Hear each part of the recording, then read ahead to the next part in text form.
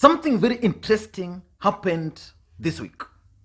President Uhuru Kenyatta held two meetings at State House. The first meeting was a cabinet meeting, which was attended by the Deputy President William Samoei Ruto. It was actually the first cabinet meeting this year. Then the second meeting, the president met with party leaders. That is Raila Odinga, Kalonzo Musyoka, Musalia Mudavadi, Moses Wetangula, and Charity Kalikungilo. I did a comprehensive video on that particular meeting. But why do you think the second meeting was held? In my considered opinion, because this is politics, nothing happens out of mere coincidence. In my considered opinion, the second meeting was held to water down the fact that William Samoei Ruto attended that particular cabinet meeting. Because let's face it, assuming the second meeting was not held, the headline the next day would have been President Uhuru Kenyatta meets William Samoei Ruto at State House. So to water down that particular meeting, the president convened another leaders meeting. So that was the first thing. The second thing was that it was actually intended to send a message to the deputy president that he has now been replaced by Gideon Moi as the Rift Valley point person for the president. But there's something which is happening in this country. President Uhuru Kenyatta is one of the politicians who are facing serious political dilemma. Who is going to succeed him? Ahead of 2013 general election, it was very clear that the president had promised his supporters that you support me in 2013, again support me in 2017, then in 2022, I'm going to support my deputy William Samoei Ruto to succeed me. Again in 2017, the same promise, support me, complete my 5 years. Then in 2022, I'm going to support the deputy president William Samoei Ruto. So his succession path was very clear, that he was going to serve for 10 years, then hand over to William Samoei Ruto to serve for another 10 years. But a day in politics is normally like a century. A lot of things can change. Nobody had anticipated that President Uhuru Kenyatta was going to fall out with his deputy.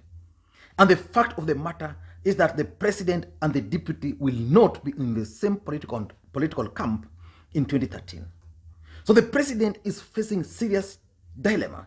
So in this video, I want us to look at the complex 2022 presidential arithmetics in this country called Kenya, especially for President Uhuru Kenyatta. But before we do that, if you're watching this video for the first time, I want you guys to take a second or two and click the subscribe button so that next time we produce a video like this, YouTube will automatically notify you. Now let us get back to serious business. Who is likely to succeed President Uhuru Kenyatta? Or who is President Uhuru Kenyatta's secret choice for 2022? Because the president made it very clear that his choice for 2022 is going to shock Kenyans. So who is this person? To answer those questions, we must ask ourselves, or the president must ask himself, 4 questions. The first question he must ask himself is, who can take care of my political interest? Politics is about interest. So the president, wherever he's seated, is asking himself, I have William Ruto, I've ruled him out. He can't take care of my interest. There's Raila Odinga. Can Raila Odinga take care of my interest? Very doubtful. And that's why he's not very openly supporting Raila Odinga. What about Gideon Moi? Gideon Moi can take care of my interest. But can he win the presidency? Then he asked himself, can Musalia Mudavadi do that? The safe pair of hands, he can. But is he ready for the presidency? What about Kalonzo Musyoka? Kalonzo Musyoka can. But what about a compromise candidate? So the president must ask himself that question. Who can take care of my political interest? The second question he must ask himself is, who has the numbers amongst these people? William Ruto and myself have the numbers. The Kikuyu, Kalenjins, tyranny of numbers. But we've fallen out. So who amongst these other candidates has the numbers?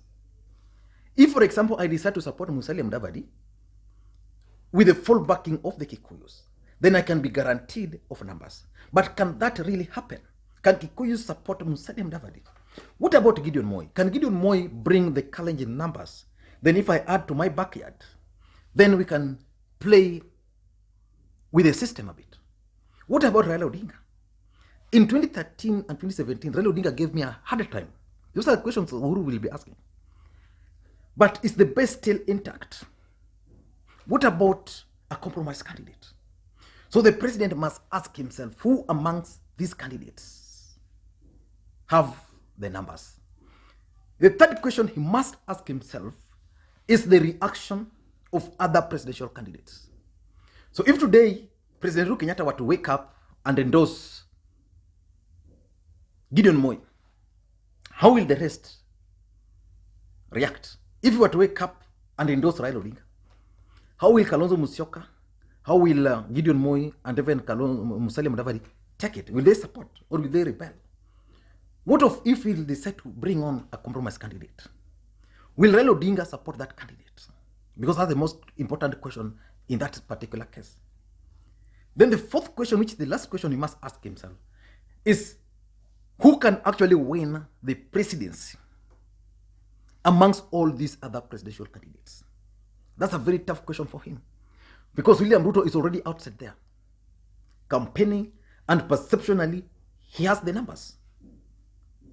So who can actually win in 2022 against William Ruto? Because the president, the fact of the matter is that the president is out to lock his deputy. Can that person be Raila Odinga? And if not Raila Odinga, can it be Gideon Moi? If not Gideon Moi, can Kalonzo Musyoka, supported by Raila Odinga, deliver the numbers? So he must ask himself those tough questions. Who has the numbers? Now let us get into the complex equation. Let us try and figure out, assuming today President Uhuru Kenyatta will decide to endorse either of these candidates, the complex arithmetic there. Assuming today the president decides to support Raila Odinga for the presidency, the question is, will Central Kenya vote for Raila Odinga? Because if the Central Kenya will support Raila Odinga, let's say even 50% or even 40%, then Raila Odinga will easily, with the help of the system, become the president. But what about Kalonzo Musyoka? How will he react to that? So it's very complex. What about Musalia Mudavadi? Because the challenge is, if Raila Odinga is going to be endorsed by the president without the full backing of NASA coalition partners, then the question is, what if these guys will decide to team with William Samoei Ruto? How will it? Because you see, already Raila Odinga is carrying Jubilee burden, which is not very good for him. So how will the other NASA principals react?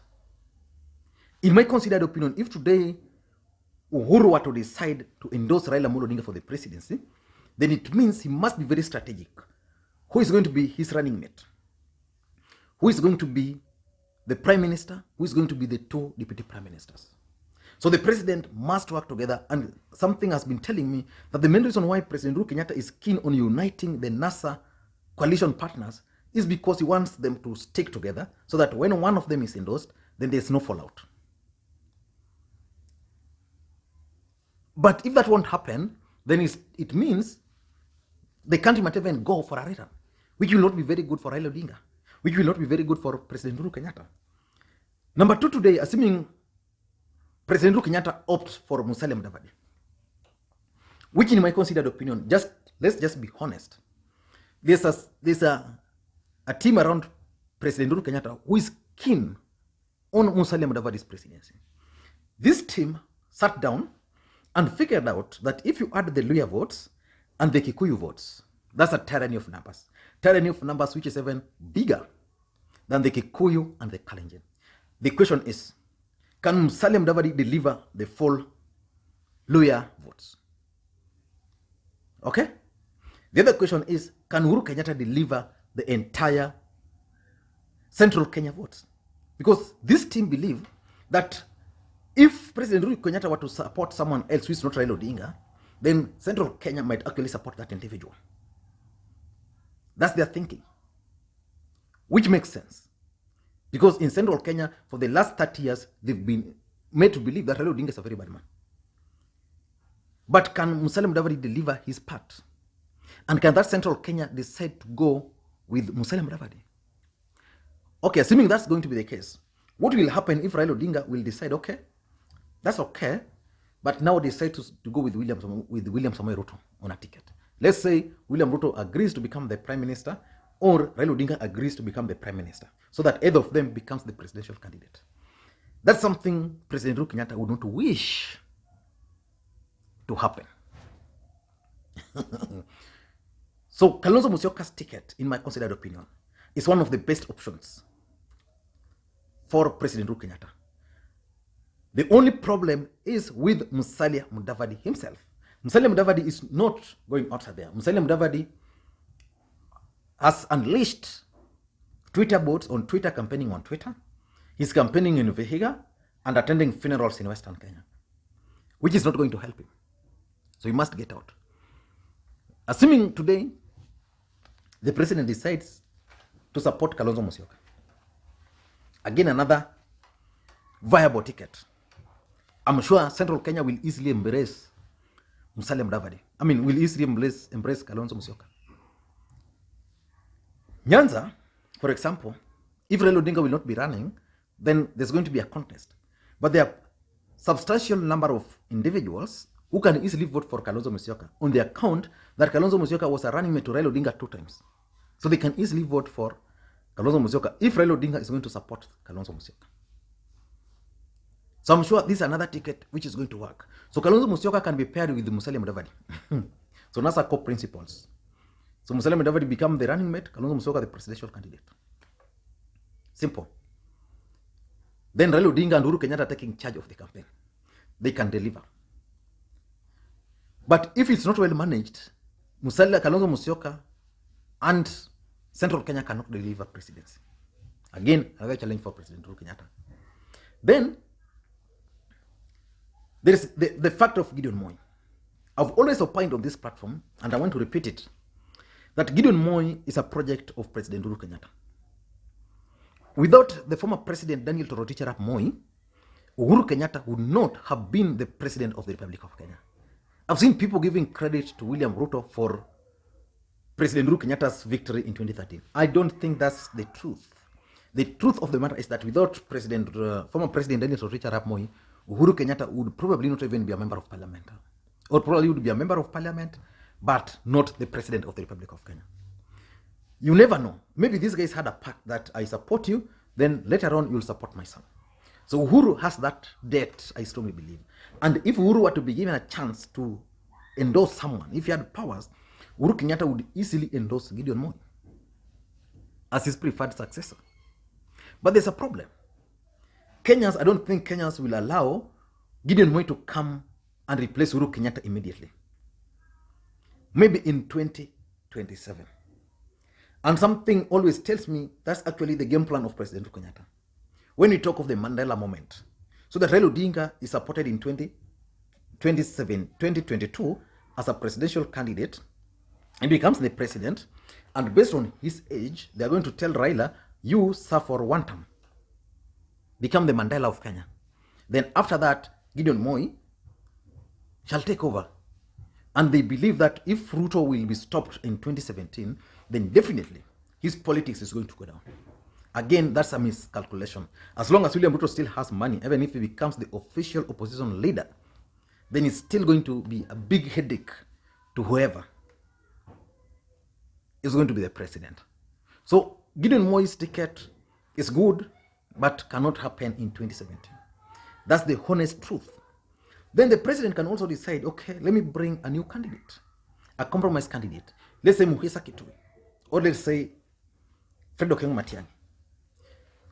I've always opined here, and most people have disagreed with me, that Matiang'i is the best candidate. Most people have disagreed with me that Matiang'i is not a politician, that it's always very difficult for someone just to come from outside to become the president. Muhisa Kitui has been in this country. Again, if he's supported as a compromise candidate, might change the equation.